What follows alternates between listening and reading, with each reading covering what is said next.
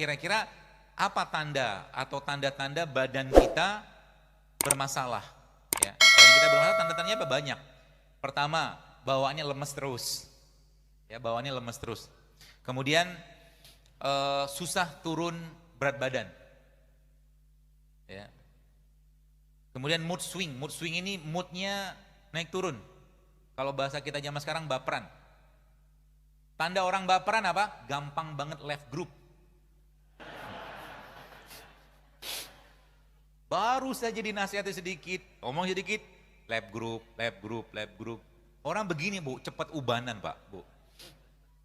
Kenapa? Beban dari dirinya. Maka tadi kalau tadi cerita tentang Rasulullah itu ketika beliau meninggal, ya kita baca dalam kitab-kitab tentang sirah beliau itu, ketika beliau ubannya Rasulullah ada yang menyebutkan cuma 3 waktu meninggal, atau ada yang menyebutkan 11, atau ada yang menyebutkan 20. Orang beruban itu atau orang beruban adalah tanda penuaan. Tanda udah mau mati gitu lah bahasa kita. Kalau udah tahu ubannya udah banyak, ya udahlah, sering-sering ke masjid lah. Gitu. Tapi yang jadi masalah adalah sekarang baru saja masuk semester 1 kuliah, sudah ubanan. Apa penyebabnya?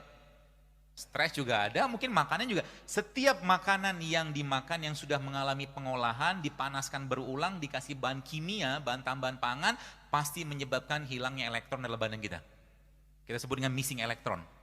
Jadi kalau teman-teman mau nyobain, ya kalau mau sih, coba trial gitu kan. Jadi ada satu orang yang kalau teman-teman lihat di YouTube ada satu orang Amerika yang nyobain makan fast food.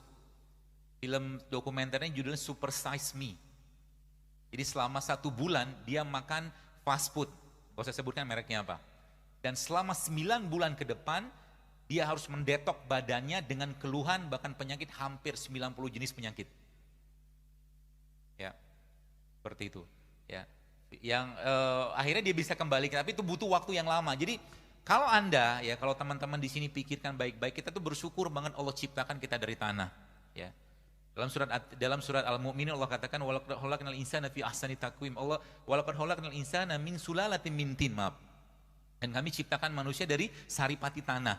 Kenapa tanah? Karena tanah itu sifatnya nyerap dulu. Dia nggak langsung dia nggak langsung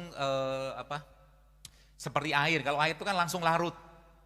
Ya jadi kalau misalkan Anda tiap hari pengen nyampah nggak apa-apa. Nyampah itu makan yang nggak sehat, bahasa saya gitu aja. Tapi ingat, dia akan terserap sampai akhirnya sebelum penyakit itu datang, ya, sebelum penyakit itu datang, dia ngasih sign dulu. Signnya berupa apa? Keluhan.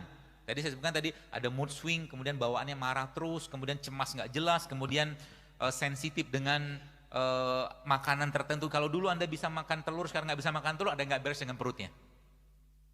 Kalau dulu bisa makan udang, sekarang nggak bisa, ada yang nggak beres dengan perutnya. Kalau dulunya bisa makan katakanlah makanan-makanan yang sifatnya makanan alami gitu kan, sekarang nggak bisa, ada yang nggak beres. Ya maka kita pahami baik-baik ini teman sekalian. Kemudian juga kalau di sini sebutkan occasional headaches, jadi tiba-tiba pusing, tiba-tiba apa gitu loh. Jadi kita ngerti dulu badan kita bermasalah. Jadi kesehatan yang benar bukan nggak ada penyakit, tapi kesehatan yang sejati adalah munculnya vitalitas badan kita. Ya, munculnya vitalitas badan. Jadi kita nggak marahnya terkontrol, ya. Kemudian moodnya stabil seperti itu. Ya, itu tanda-tanda badannya fit. Dan itu hanya bisa didapatkan kalau kita mengurangi makan. Kalau kita mengurangi makan. Ya, dan tanda-tanda orang banyak makan apa? Ya gemuk. Ya, gemuk dan seterusnya lah, banyak masalah badannya. Makanya Nabi pernah menyampaikan sebuah hadis bahwa nanti di akhir zaman aku melihat fenomena di kalangan umatku kegemukan di mana-mana. Seperti nggak banyak yang gemuk di sini. Ya. Itu. Kemudian ada lagi namanya brain fog. Brain fog itu bawaannya dikit-dikit lupa gitu loh. Tadi kacamata saya di mana ya? Tadi sepatu saya di mana ya? Itu brain fog. Otaknya berkabut. Gitu loh. Kemudian nyeri badan, nyeri sendi, nyeri otot gitu kan. Yang tidak kalah sering banget dialami banyak orang zaman sekarang adalah bad breath. Bad breath itu mulutnya bau. Mulut yang bau bukan hanya masalah di sini saja, tapi di perut juga banyak masalah situ. Ya, dan badan yang bau. Badan itu maksudnya dia tidak memberikan apa ya, bukan wangi sih tidak, tapi badannya itu maaf tidak atau mengeluarkan bau tidak sedap. Itu gara-gara apa? Makan. Nanti teman-teman coba deh, coba dalam 1 minggu itu, setelah 1 minggu deh 3 hari aja. Porsi makan Anda lebih banyak sayur sama buah, nanti bau badannya mulai hilang perlahan. Ya, bau badan dan nanti kenapa perlu deodoran? Karena yang dimakan asam. Jadi keringat itu muncul karena asamnya badan kita. Saya juga pernah seperti Anda juga gitu loh. Maksudnya ya pakai deodoran segala macam gitu kan, apalagi dengan iklan-iklan yang luar biasa. Belum lagi cerita deodoran itu banyak sekali bahan kimia yang nggak perlu kita pakai, ya bahkan dia bisa memicu banyak masalah dalam badan kita di deodoran ya. Terus setelah saya perbaiki pola-pola makan, ternyata bau badan juga tidak muncul ya. Yang kita nggak perlu deodoran. Kalaupun perlu deodoran, bisa pakai deodoran alami, jeruk nipis. Jeruk nipis itu bisa pakai buat deodoran. Diapain? Disemprot. Ya digosok-gosokin lah di bagian apa ketiaknya, maaf. Ya, itu deodoran. Ya. Asal jangan makan yang asam-asam. Contoh yang asam apa? Tepung, minyak, nasi, gula. Makanan tiap hari kan? Jengkol apalagi mah. Jadi makanan-makanan asam seperti itu akan memudahkan badan kita untuk dihinggapi penyakit. Ya. Kemudian urin yang warnanya keruh atau mungkin terlalu kuning. Ya. Tanda badan kita butuh didetoks. Maka mendetoks badan kita yang paling gampang sebenarnya kalau kita menggunakan apa yang Allah ciptakan di atas muka bumi ini, menggunakan air kelapa. Air kelapa itu teman-teman sebagian sudah saya share juga di Instagram juga. Salah satu yang terbaik yang kita bisa gunakan untuk detox adalah air kelapa yang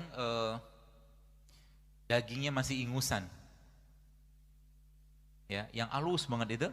Nanti teman-teman bisa air kelapa kayak begitu Anda blender sama kurma. Ya, blender sama kurma atau juga bisa di blender dengan 1 atau 2 kapsul habatus sauda.